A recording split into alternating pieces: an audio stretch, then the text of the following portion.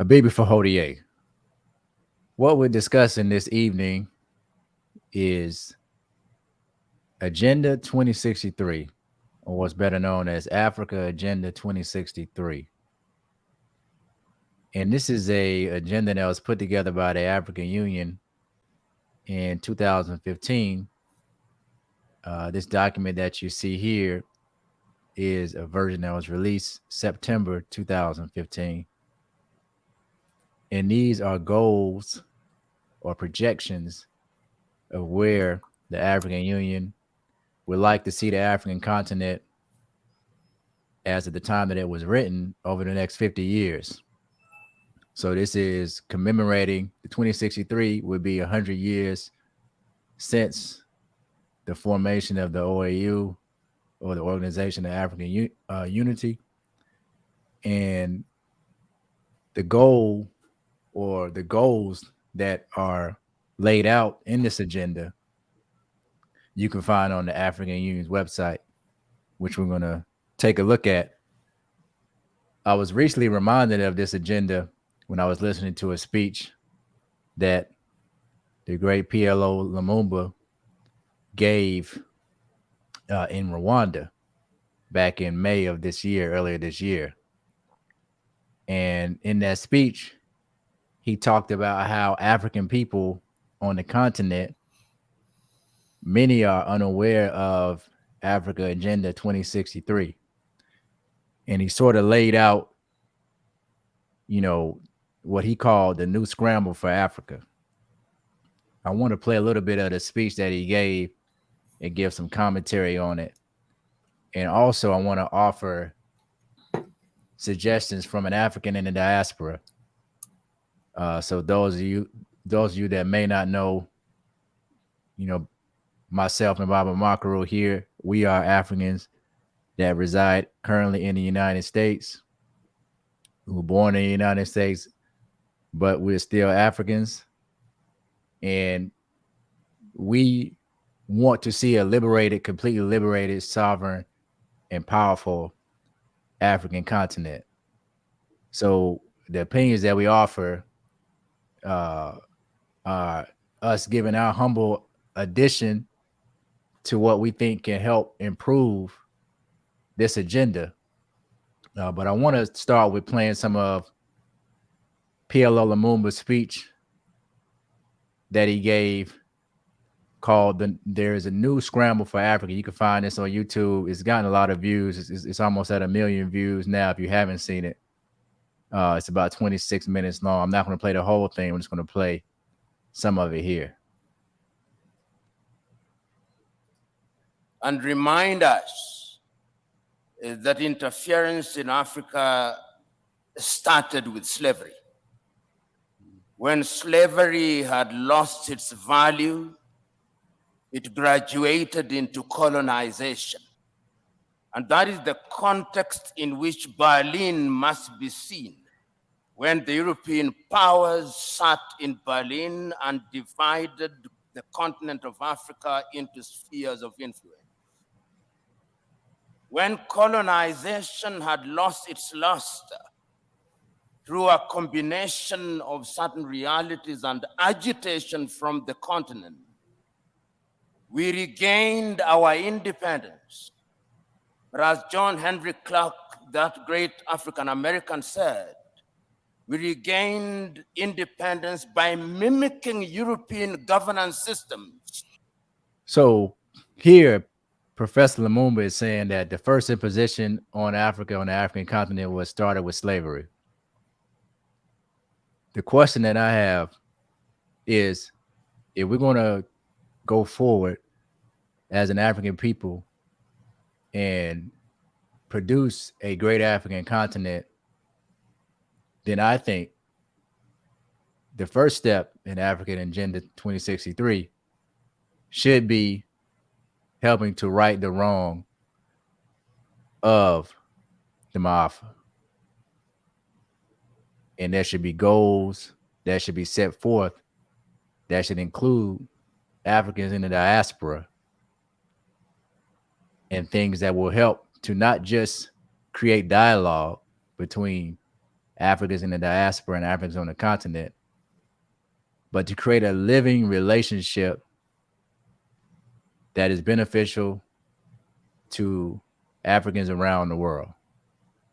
Tangible things that can be done to bring Africans in the diaspora back home and involve them specifically in various parts of the continent. We're going to get into more of it, but I'm going to play a little bit more of this clip here. He rightly says no African country will ever succeed on the basis of those systems. After that, the neo-colonial project was instituted. And all of us will remember Kwame Nkrumah's book, Neo-Colonialism, the Last Stage of Imperialism. And he there says the most dangerous. We are now in a neo-colonial stage when the European powers are at their most diabolical, when the Americans are at their most diabolical. And it's not lost on me that they'll be meeting in Hiroshima next week as the G7. And how do they interfere? They interfere militarily. They ensure that you in the military are trained in Sandhurst, are trained in West Point, so they affect your mind. They interfere diplomatically, sometimes through gunboat diplomacy. And that is why you see sometimes your typical European ambassador treats our heads of states in a condescending manner. They interfere through institutions such as the IMF and the World Bank. They interfere by ensuring that our economic infrastructure is beholden to theirs through dollarization. They interfere through education. They interfere by influencing our processes, by lending us advisors who tell us what to do. The neo-colonial project is alive and well, and it is at its most dangerous, and we Africans must smell the coffee. Now, as you hear Professor Lumumba talking about neo-colonialism, the way that neo-colonialism is able to be successful is through corrupt leaders. That's the only way that neo-colonialism can be successful. So one of the things that we're going to have to do as African people is we're going to have to start calling out the corrupt leaders that currently exist on the continent so that the pressure can be on those leaders to be removed from their positions. Also, when we talk about neo-colonialism and when we talk about Africans in diaspora, it is my opinion, my humble opinion, that the Africans who have the most experience with European opposition, exploitation, and the tactics that they use to oppress a people are the Africans in the diaspora. And the ones who have dealt with what I would call the most vicious Europeans and white supremacists, Zionists, is the Africans that exist in America. And in many cases, many of the things that have happened to us here in America has then been used on the African continent and implemented there after they've successfully tested it here on us. So one of the reasons why they don't want African Americans or Africans that reside in America to effectively communicate with Africans on the continent is because they know that is their biggest fear of us closing that gap and us being the key to their destruction. This is why J. Edgar Hoover called Black people the greatest threat to the United States of America, because he knew that we possess the knowledge and the insight and the ability. And I'm not talking about all Africans in America, because there are many Black people in America who don't even consider themselves to be African. But I'm talking about your serious thinkers, your serious African nationalists, our great minds that we have here, can be of a benefit. This is not saying that we're trying to take control of the African continent, but we're trying to assist our brothers and sisters on the continent from falling into the same traps and potholes that have been bestowed upon us. So there's going to have to be a real working connection. And one of the first things that I would like to see is when we have conferences like this, we need to have some type of leadership from the diaspora of various countries that are involved in these conferences, that are sitting down and having these types of discussions. Because we're never going to actually have a unified African and a unified African diaspora unless we actually start working together. If we don't, they are going to continue to interfere. How else do they interfere? Through NGOs, Danida, CEDA, UK Aid, USAID. These are Trojan horses that are introduced into our countries for the purpose of influencing our processes. And they infiltrate our institutions. Right now, if you look at the African Development Bank, look at the shareholding. These Americans, these Germans, these Japanese, these the French. And the Europeans have done their bit. They also interfere through post-colonial institutions, the Commonwealth of independent nations. They are not sovereign states, former French-speaking nations. These are the instruments that they interfere through. And how do we then deal with this situation? We Africans must now begin to recognize, and this was recognized as early as 1963, and the chair of the commission is here. They'll be celebrating 60 years in Addis Ababa, Ethiopia. And 60 years ago, on the 24th day of May, Kwame Nkrumah warned us.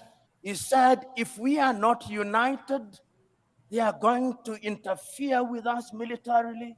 They are going to interfere with our economy. They are going to interfere with our agriculture. They are going to interfere with our health. Our duty, and I hope that when African heads of states and government meet in Addis next week, it will not be another jamboree at which pro forma speeches are read. I hope it will be an occasion to give meaning to Africa Agenda 2063. I hope it will be an occasion to give meaning to Africa Continental Free Trade Area. I hope it will be an occasion to revitalize the Malabo Declaration, the Maputo Declaration, the Yamoussoukro Declaration. In other words, we Africans, as I conclude, we Africans must stop operating in silos. Rwanda alone will not confront them. Burundi alone will not confront them. But if we go through the regional bodies and ultimately the African Union, we may indeed succeed in putting away this bulwark. And remember, it is no longer just Europe. There is a new scramble for Africa. The Chinese are here. The Turks are here. The Qataris are here. All of them are coming back. And the military bases that you see here is telling you that if you don't behave, we are going to use force. Sometimes I wish, and I'm saying this seriously, that we too had a nuclear weapon, because that is what Europe and America understands. The impact of European and American and Russian and Chinese interference is a raw wound. It is not something that is in the past. It is something that is happening as we speak. And therefore, when we speak to it, we are speaking to it to warn ourselves of the reality. When we speak about the Danidas and the NGOs, these are bodies whose raison d'etre is to ensure that we remain in a perpetual state of begging. So I would advise you to go check out the rest of that speech You can find it on the YouTube channel Kigali Today, or you could just YouTube. There's a new scramble for Africa, and it'll come up for you. So you heard me mention a few things, and one of the things that should have stood out to you is the mention of a nuclear weapon. Now, when I look at the African Agenda 2063 document, inside of this document, right here in this section, 74A, it says the people's ownership and mobilization. The continuous mobilization of the African people in the diaspora in various formations, effective communication and outreach, and sustained and inclusive social dialogue on Agenda 2063. So this is exactly what we're doing now. We're having social dialogue with African people across the world about this document. And we should continue to have this dialogue so this can be a living document so that we can make adjustments. And also on the African Union's website, there is a 10-year projection or a 10-year update on where we currently are with this document, the goals that have been reached, and what still needs to be done. But one thing that this document does fall short on is the mention of anything that deals with the strengthening of a military, anything that deals with with real protection for the African continent. It talks a lot about women's rights. It talks a lot about gender equality. It talks a lot about uplifting the youth. It talks a lot about poverty. It talks a lot about uh, making Africa an integrated continent. It talks a lot about Africa's economic role with the rest of the world, but it does not necessarily talk about any unified military strategies, which I wouldn't expect them to put any deep military strategies in an open public document. But there still should be some mention about the security of the African continent, not just from things that it mentions like terrorism and things that it mentions like Africans fighting each other on the continent, but from adversaries from around the world. Because that's how we got into this situation in the first place. We didn't just start fighting each other. There were people who came and were able to manipulate African people to then work against each other for their best interests. So there should be mentioning in the document of how we're going to push forward and learn from our past mistakes in dealing with foreign adversaries. Also in this document, it does not give any clear indication what the diaspora Africans' role is in this agenda. One of the things that I would like to see is I would like to see a better effort in African countries granting citizenship to Africans in the diaspora. We know that some countries have done this, but we also know that in some countries it takes a very long time to become a citizen. And even outside of citizenship, allowing Africans in the diaspora to freely travel. I don't believe that Africans in the diaspora should have to buy visas when they come back home to any country on the African continent. And we know it's, various North African countries where you got a lot of Arabs, and, they're not going to even look at a Black African and think about giving them free entry to the country. But if we go back to Kenya, if we go back to Uganda, if we go back to Rwanda, Ghana, Nigeria, wherever we go, as a diaspora African, the least that should be done is allowing us to be able to obtain a visa without having to pay for it. What I would like to see again is access to citizenship. Because when you become a citizen of a country, then you really start to really be able to get on the ground and start to build and work together to make that nation a great nation. I like some of the other things that I do see in the document as it pertains to working to get Africa out of poverty. It talks about corruption. It does give specifics when it comes to women's rights. Um, I'm not going to scroll through the entire document. We'll link it in the description so that you can go back and read it. But it does give specifics based around where they would like to see agriculture, trade, um, where they would like to see the increase of jobs for women, the increase of opportunities for youth, the increase of the role and the political positions that women hold in the government.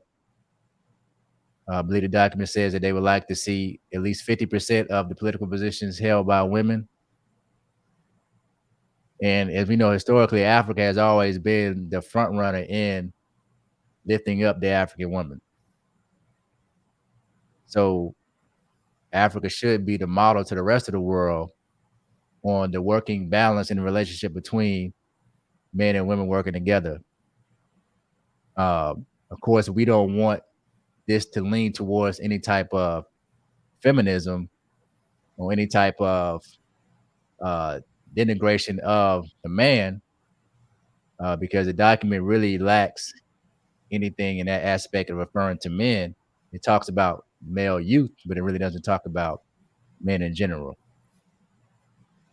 So, that's just my feedback. I would like to see more involvement in what the role, and I pose a question, and this goes to, the African Union, Professor Lumumba, and other Africans on the continent, and even in diaspora. We should be focused on what is the role of the African in the diaspora for Africa Agenda 2063. When we look at some of the things that have been laid out, they seem very vague. They sound like, it's easy to say we want unity, but what steps are we taking towards that? You can't just put in a document that we want dialogue to take place and leave it at that. That would be like put it in the document, we want women to have rights, but then you don't go into the details about, what rights you want them to have. So there needs to be discussions around how the African diaspora fits into this agenda for African 2063.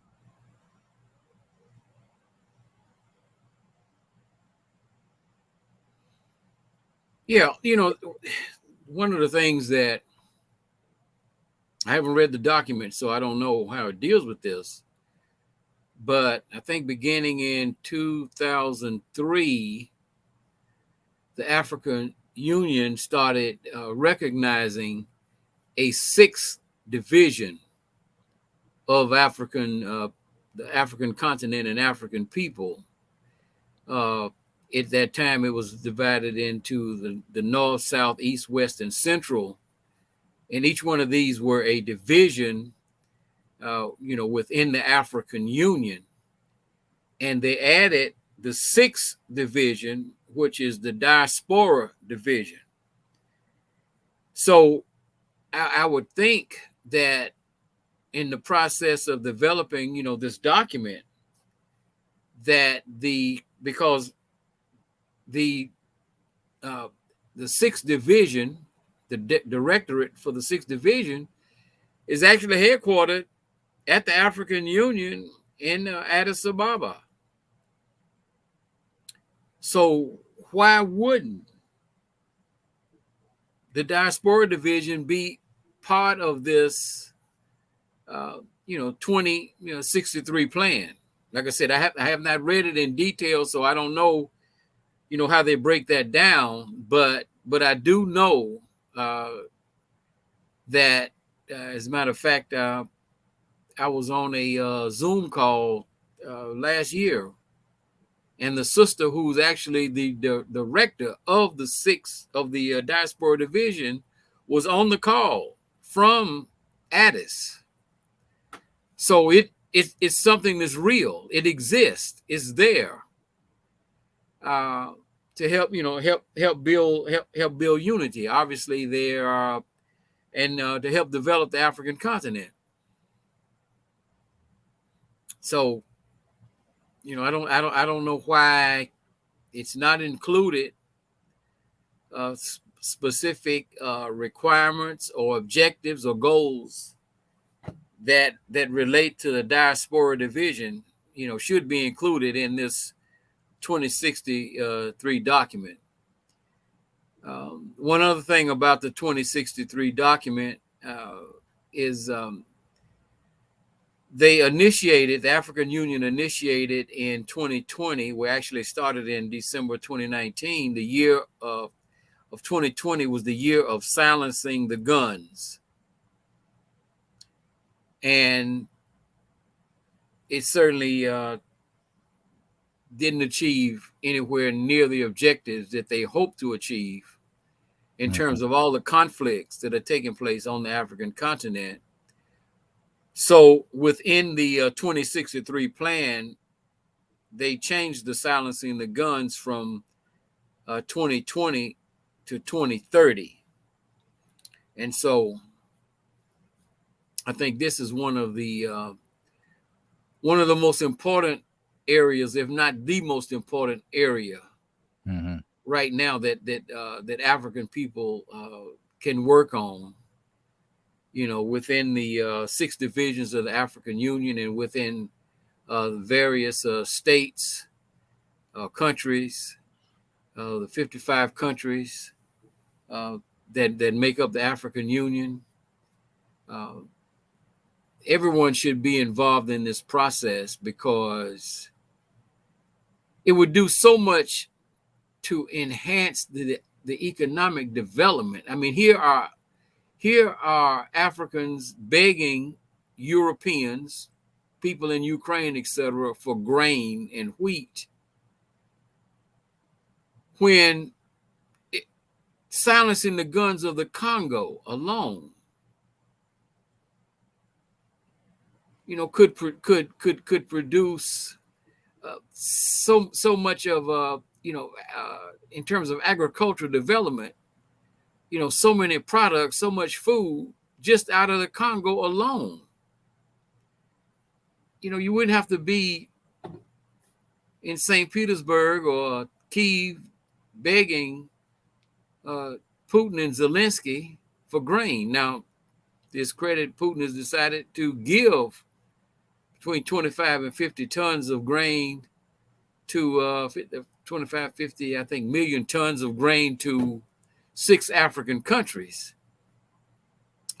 which just he's giving this grain away. He's giving it. They're not paying for it to Zimbabwe, Mali, Somalia. I got the 6 countries in a, I think I have them listed on our Facebook page, but Eritrea is one of them. So silencing the guns would increase the economic development of the African continent, and we wouldn't have to be begging Europeans, for sustenance. So I mean, that's just a couple of thoughts about the document, but and that goes back to I think the main thing here is that I think the diaspora division should be an actual voting member of the African Union. Just like the 55 countries, there should be a 56th vote, and that should be, or 56 representative, and that should be someone who's representing the entire diaspora, which is I think somewhere in the neighborhoods of 170 million people of African descent. Go ahead, brother. No, that's an excellent suggestion. And again, I think that when you talk about silencing the gun, you have to deal with corrupt leadership. And that's, I mean, you're sitting down, having a summit in the place that is primarily responsible for a lot of the stuff that's happening in the Congo. Yeah, it's very true. Yeah.